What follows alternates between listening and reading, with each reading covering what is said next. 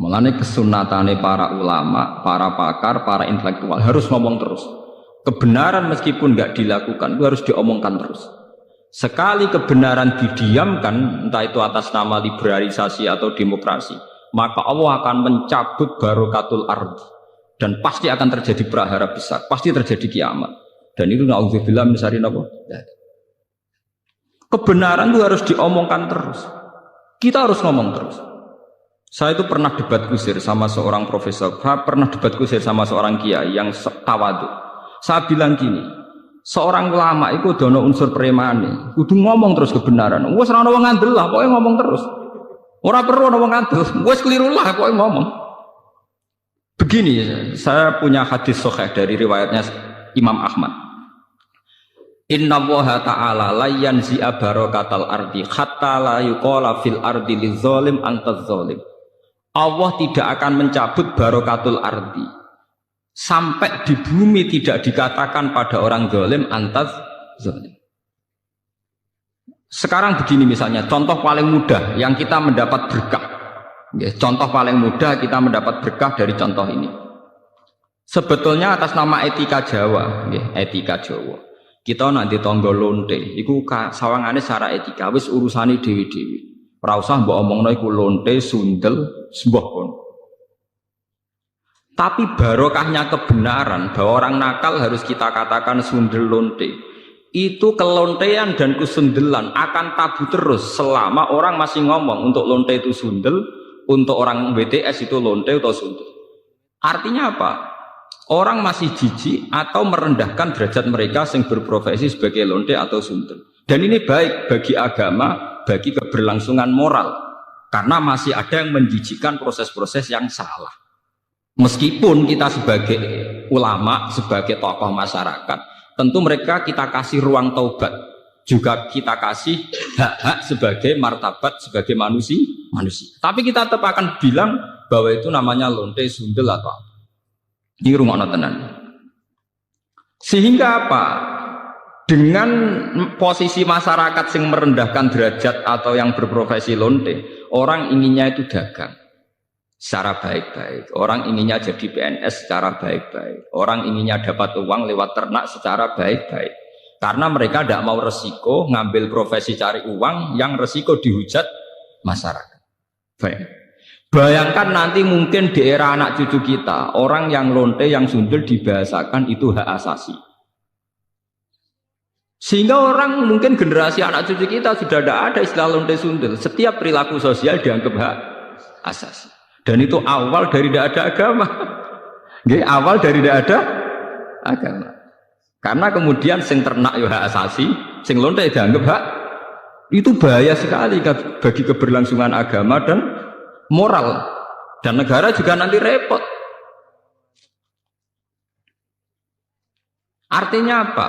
Sebetulnya sifat-sifat anarkis masyarakat, anarkis dengan tanda kutip, anarkis terutama dalam perkataan, maling darani maling, lonte darani lonte, itu menolong agama. Karena dengan stigma, dengan pelakupan masyarakat sing jelek, perilaku ini terdianggap jijik.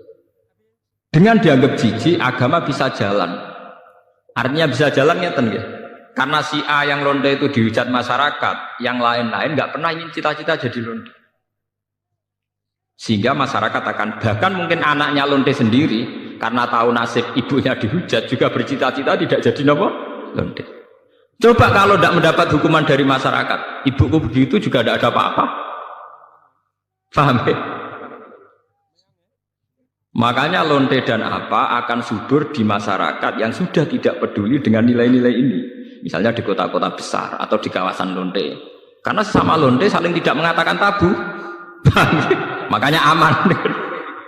Dari itu kalau terkenang hadis riwayat Ahmad, Allah tidak mencabut barokatul ardi sehingga orang-orang zalim tidak dikatakan antas. Itu bahaya sekali kalau kita sudah tidak peduli terhadap itu. Nah, risalahnya Allah kepada Nabi Muhammad itu yang penting bahwa benar dikatakan benar, salah dikatakan salah. Tidak harus gol, tidak harus apa? Gol. Misalnya begini, saya sebagai ulama akan ngomong terus kalau riba itu haram, bunga bank itu haram. Meskipun pakar-pakar ekonomi, pakar perbankan akan mengatakan hal sing mustahil sebuah sistem keuangan tanpa nopo? Tanpa nopo? Bunga, tanpa bank. Itu mukhal. Tapi kita sebagai ulama harus ngomong terus, riba itu haram. Saya tuh pernah ketemu sama orang yang membidangi perbankan. Pak Bahak, saya akan ngomong terus kalau bunga itu penting karena itu harga mati dalam sistem perbankan. Ya saya bilang, saya akan ngomong terus kalau riba itu haram sebagai konsekuensi bahwa ulama harus mengatakan kalau riba itu haram.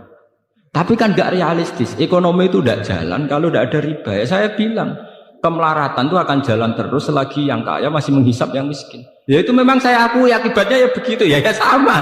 Artinya ya. Tapi kita akan menjadi bodoh ketika pakar-pakar ekonomi mengatakan tidak ada bunga maka tidak ada perbankan, ekonomi macet. Kita seakan-akan bodoh dan kalah.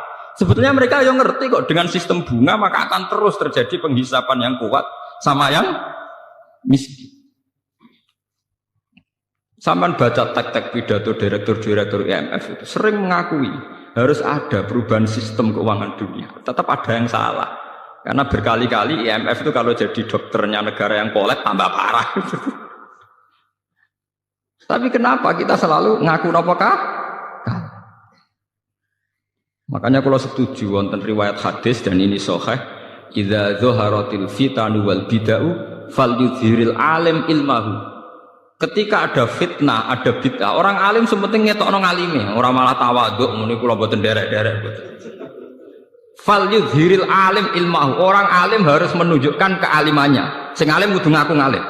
Paham? Aja sing alim ngaku bodoh. Bahaya. Tawaduk sing bahaya. Falyudhiril alim ilmahu. Sing alim kudu ngaku ngalim. Kalau tidak, wa illa fa'alaihi la'natullahi wal malaikati wan nasi asma. Itu akan dekat laknat. Karena kalau kebenaran tidak diomongkan, maka nilai masyarakat pasti kacau. Pasti apa? Kacau. Misalnya begini, ini contoh dan peringatan sekaligus. Contoh dan peringatan. Wong-wong sing derek toreko, sing derek ngaji kula teng mriki, kudu tunjukno bahwa kita lebih bahagia. Haram ke melok toreko nek ijek kesak-kesik, ijek mesombat-sambat ra di dhuwit. Dosa gedhe. Elek-eleki toreko. Kowe sing ngaji ning kene kok ora iso seneng ya haram. Elek-eleki wong ngaji. Kula dadi kiai mergo ora entuk gaji tetap kok susah, iku haram. Elek-eleki kiai. Kenapa saya mengatakan demikian? Begini masalahnya. Seperti tadi yang dikatakan MC Sa berkali-kali ngomong. Orang di kafe cari hiburan itu biar seneng. Orang main gitar di jalan-jalan biar asik.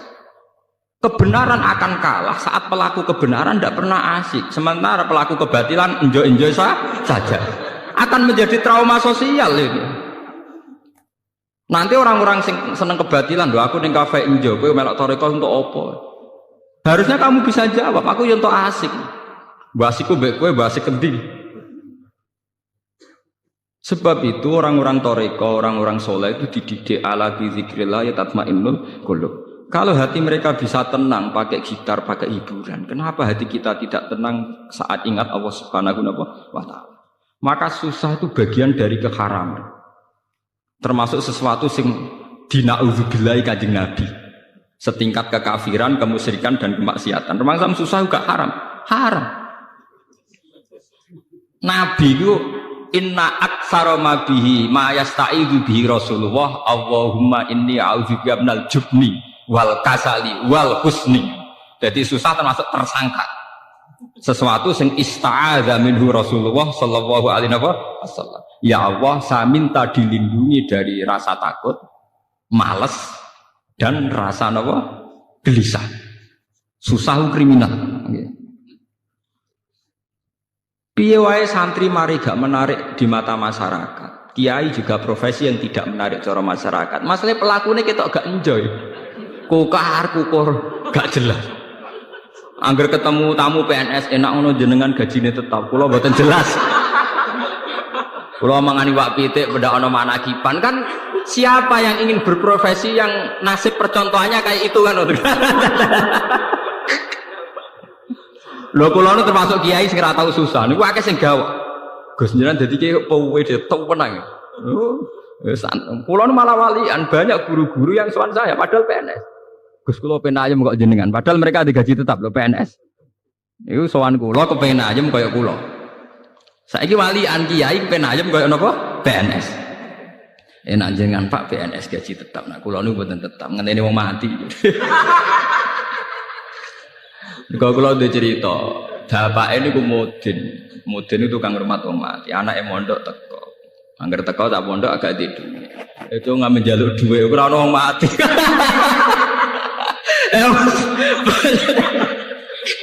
Bagaimana profesi kayak ini bisa menarik? Wong di rezeki ngenteni wong mati. Mangani wapi tek ngenteni wong managi.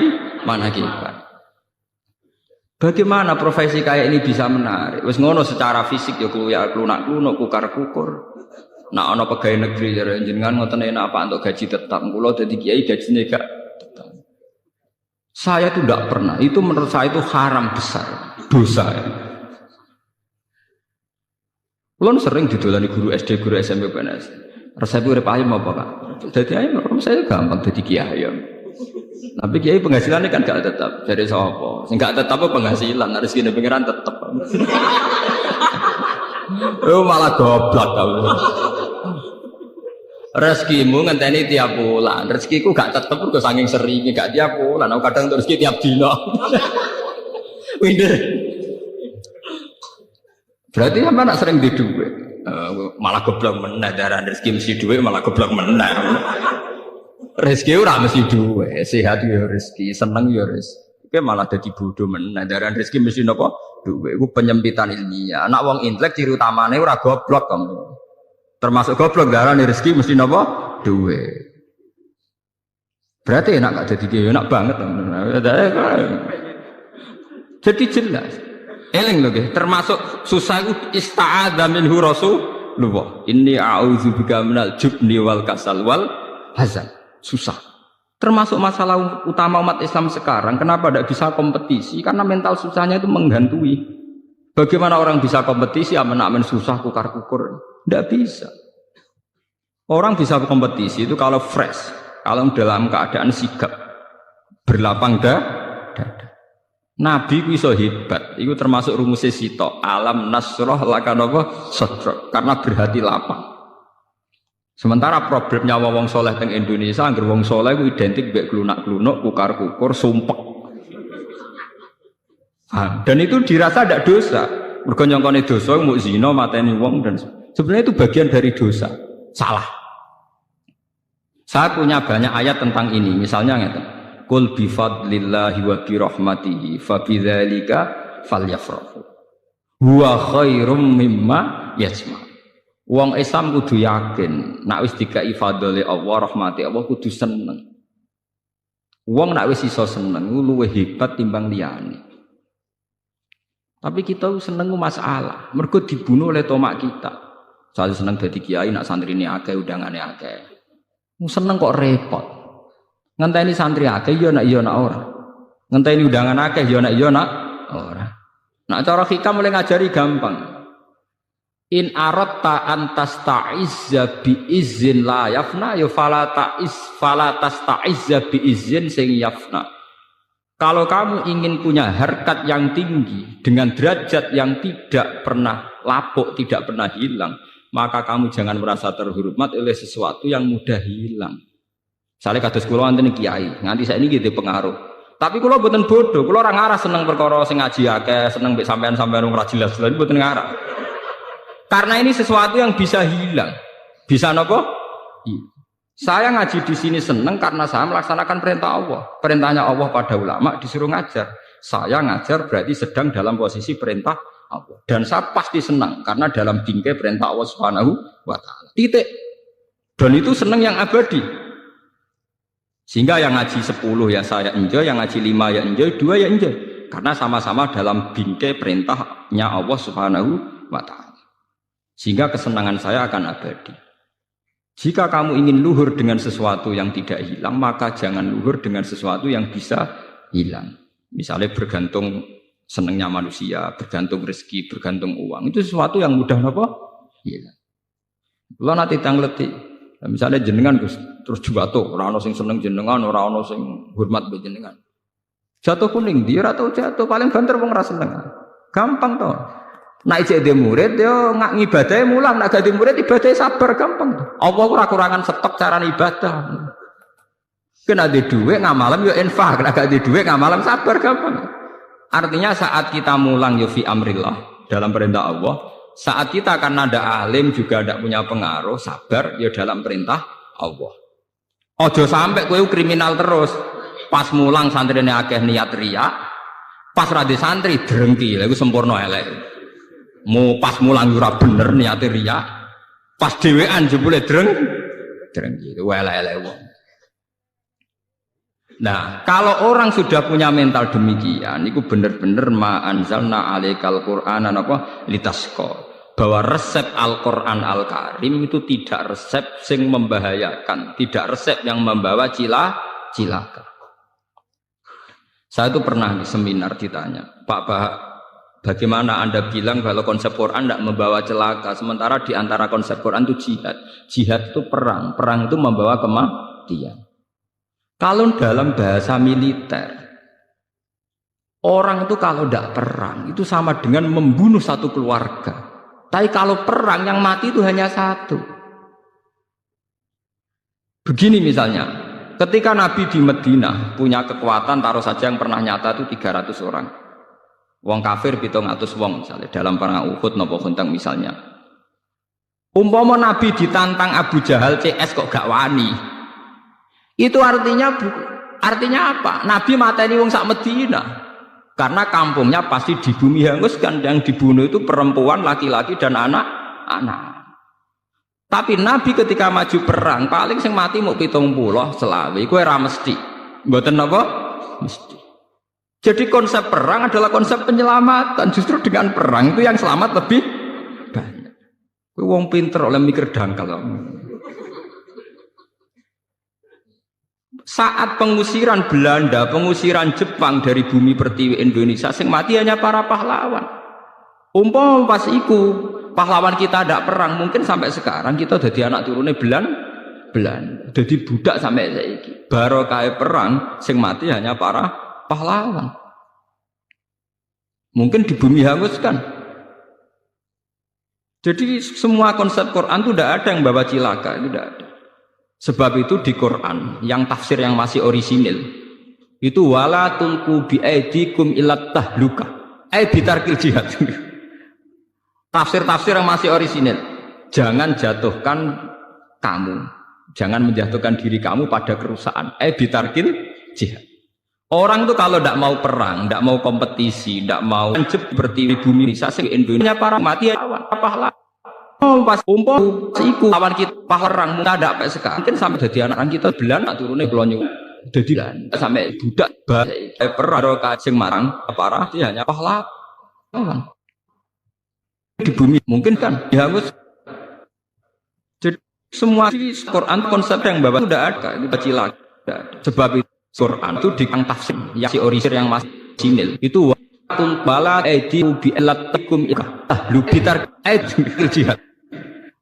Tafsir teori jangan jatuh kamu kan jangan di kamu itu kan dirusak pada bitarkan jikil itu kalau orang perang tidak mau kompang tidak mau di bumi pertiwi Indonesia sing mati hanya para pahlawan. Umpama pas iku pahlawan kita tidak perang mungkin sampai sekarang kita jadi anak turunnya Belanda jadi budak sampai saiki. Barokah perang sing mati hanya para pahlawan. Mungkin di bumi hanguskan. Jadi semua konsep Quran itu tidak ada yang bawa cilaka, itu tidak ada. Sebab itu di Quran yang tafsir yang masih orisinil itu wala tulqu bi aidikum ilat tahluka bitarkil jihad. Tafsir-tafsir yang masih orisinil, jangan jatuhkan kamu, jangan menjatuhkan diri kamu pada kerusakan bitarkil jihad. Orang tuh kalau tidak mau perang, tidak mau kompetisi, tidak mau seperti bumi Indonesia para mati pahlawan.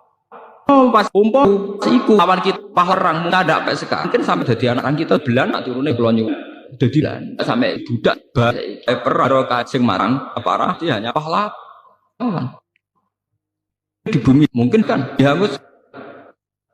Jadi Semua di Quran konsep yang bawa sudah ada, ini cilaka. Sebab itu Quran itu di tafsir yang si orisir yang masih sinil itu waktul bala edi bi elatikum lu bitar jihad. Tafsir yang masih tafsir teori jangan tekan jatuh kamu kan jangan di kamu tekan dirusak pada bitarkan jihad. Itu kalau orang perang tidak mau kompang, tidak mau di bumi pertiwi Indonesia, sing mati hanya para pahlawan. Umpama pas iku pahlawan kita tidak perang, mungkin sampai sekarang kita jadi anak turune Belanda, jadi budak sampai saiki. Barokah perang, sing mati hanya para pahlawan. Mungkin di bumi hanguskan. Jadi semua konsep Quran itu tidak ada yang bawa cilaka, tidak ada.